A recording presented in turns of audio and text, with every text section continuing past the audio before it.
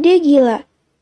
Dengan sekuat tenaga, Alana menarik tubuhnya saat beberapa orang berkumpul di kamar, mengarahkan ponsel ke arah mereka. Setelah usaha keras, akhirnya Alana terbebas dari pelukan Zen yang mabuk. Dengan cepat memperbaiki posisinya, duduk di tempat tidur, meneliti orang-orang yang menatap ke arahnya. Dengan ponsel mereka terus menyorot ke arah ranjang. Gelagapan, Alana lalu turun dari ranjang. Napasnya tersenggal, seolah meraup oksigen sebanyak-banyaknya, sembari mencoba memperbaiki rambut panjang terurainya yang telah menjadi acak-acakan. Dia benar-benar terlihat kacau. Dia akan menodai perempuan ini. Suara terdengar dari mereka. Alana membulatkan matanya. Apa? Mau menodai? Jantung Alana bagai dihempas dari ketinggian saat melihat beberapa orang berkumpul di dalam kamar. Ya Tuhan, dia terlihat seperti pasangan mesum yang sedang terciduk. Bagaimana ini? Ini tidak seperti yang kalian lihat.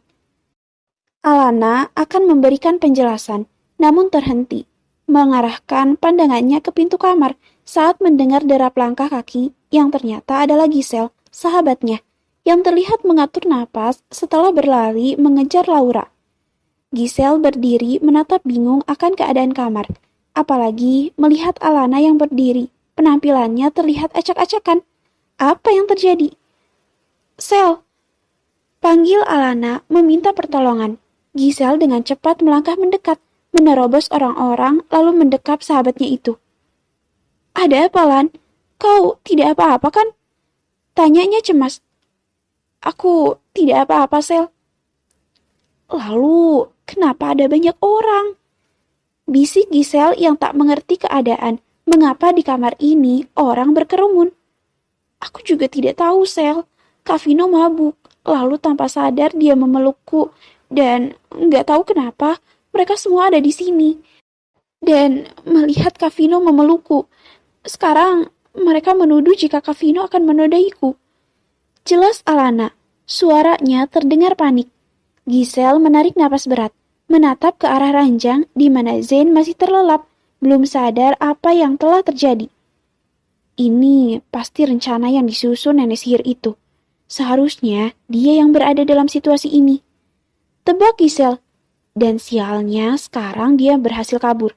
Aku tidak dapat mengejarnya. Decak Giselle kesal. Apa? Perempuan itu kabur? Kabur?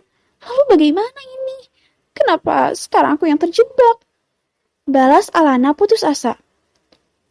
Nona, laki-laki ini telah mencoba menodaimu. Kita harus melaporkannya ke polisi. Tukar salah satu di antara mereka. Polisi? Alana dan Giselle tersentak mendengar ucapan lelaki itu. Bagaimana mungkin Zain yang akan mereka tolong akan diadili? Tidak. Ini tidak seperti yang Anda pikirkan. Cegah Alana dengan cepat melambaikan kedua tangan. Dia tidak melakukan itu padaku. Tambahnya. Nona, jangan takut. Kami di sini saksi. Jika lelaki ini mencoba melecehkan Nona. Tapi aku berkata benar. Dia tidak melakukan itu. Sel, bagaimana ini? Jangan sampai mereka membawa ke Vino. Alana menjadi frustasi, semakin panik. Nona, kami punya bukti jika lelaki ini melecehkan Anda. Menunjukkan ponselnya. Tidak, dia tidak melakukan apapun. Sel, jangan diam saja. Bantu aku menjelaskan. Giselle terdiam, memikirkan bagaimana caranya mengakhiri ketegangan ini agar semua ini berakhir. Zain aman dan orang-orang ini pergi.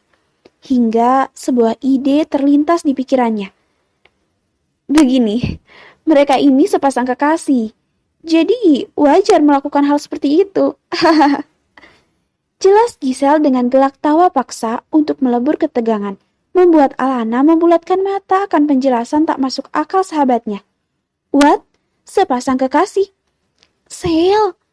Geram Alana berbisik sembari tangannya menyikut perut sahabatnya. Ini agar mereka pergi dan tidak menyebarkan berita buruk tentang Zain. Dan kita juga bisa cepat pergi dari sini sebelum dia sadar. Balas Giselle berbisik. Dia kekasihmu kan? Tanya Giselle dengan nada meninggi, penuh penekanan dan kepura-puraan pada Alana. Alana terdiam, tak menjawab.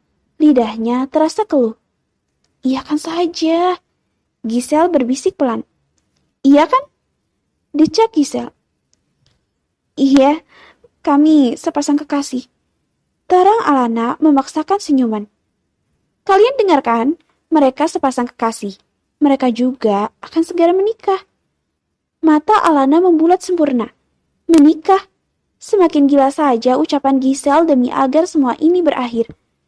Ayo Lan, kita juga harus cepat pergi. Decak Giselle lagi. Rasanya Alana ingin menangis mengikuti keinginan gila Giselle. Namun ini semua demi Vino, sahabat kakaknya. Iya, kami akan segera menikah. Tutur Alana pelan. Ada apa ini? Suara berat dari seorang lelaki parubaya membuat perhatian mereka terpusat. Giselle terdiam, mematung menatap lelaki yang baru saja masuk dengan beberapa pengawal. Astaga, matilah. Rancau Giselle, wajahnya seketika memucat. Dua sahabat ini kini berdiri di sudut ruangan. Pengakuan asal Giselle jika Alana dan Zain adalah sepasang kekasih yang akan menikah telah berhasil membuat sekumpulan orang meninggalkan kamar. Iya, demi menyelamatkan pemuda yang dipanggil Kak Vino oleh Alana. Perempuan itu telah mengarang cerita. Sel, kok gila ya? Kenapa kau punya ide menyuruhku mengatakan pada mereka, aku dan Kak Vino sepasang kekasih yang akan menikah? Geram Alana. Aku terpaksa mengatakan seperti itu, agar mereka pergi dan tidak menyebarkan berita buruk. Itu tidak baik bagi Zain. Ucap Giselle santai. Manik matanya malah terfokus pada pemuda tampan yang duduk di sofa, dikelilingi oleh lelaki berjas hitam. Terlihat seperti anak buah Zain yang mencoba membantu sang bos untuk menghilangkan efek mabuknya dan membuat tersadar sepenuhnya. Alana berdecak kesal, meremas tangannya gugup. Sekarang mereka memang telah berhasil keluar dari tudingan itu. Namun, kini masalah baru muncul. Zain yang tersadar dan kini duduk di sofa sedang berbicara dengan seorang lelaki parubaya. Ah, dia tampan sekali. Decak kagum terdengar dari Giselle. Tampan. Kepala Alana terasa ingin pecah dengan masalah ini. Sementara gadis yang membuat semua menjadi bertambah kacau sedang menatap kagum pada pemuda tampan yang ada di hadapannya. Giselle, geram Alana, bukannya berpikir mencari jalan keluar. Ini pertama kalinya aku melihat Zain dari dekat. Giselle, berpikir sesuatu. Otakku tidak bisa berpikir, Lan, jika di hadapan lelaki tampan. Apalagi ini Zain. Astaga, suasana sedang tegang, dia malah terfokus pada wajah tampan Zain. Giselle, tekan Alana menyikut perut sahabatnya ini. Au, sakit Lan. Giselle mengadu, mengalihkan pandangannya pada Alana.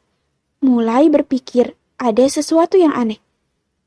Tapi, Alana, kau bilang sangat mengenalnya. Tapi, kenapa dia tidak mengenalmu? Tanya Giselle heran. Sejak tadi memperhatikan tindak tanduk Zain, tak sedikit pun memiliki respon saat melihat Alana. Alana terdiam sejenak, memasang wajah sendu, lalu merabah wajahnya. Iya, karena luka ini, dia telah berubah. Kami sudah tidak bertemu selama 7 tahun lebih. Dia tidak mengenaliku karena penampilan dan wajahku telah berubah oleh hiasan. Kau tahu kan, karena teknik merias ini, wajahku berubah sangat cantik. Di wajahku, semua terlihat sempurna. Hidung tinggi, mata lebih bulat.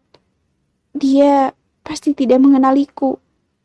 Apalagi yang dia tahu jika kecelakaan saat itu membuatku koma. Dia tidak tahu jika insiden itu telah membuat wajahku buruk rupa. Ujar Alana. Dia hanya mengingat penampilanku yang dulu, yang unyu-unyu, masih menginjak SMA. Jelas Alana. Giselle terdiam, sedikit berpikir.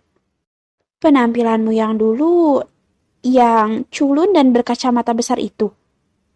Iya, itulah kenangan wajah yang diketahui oleh Zain.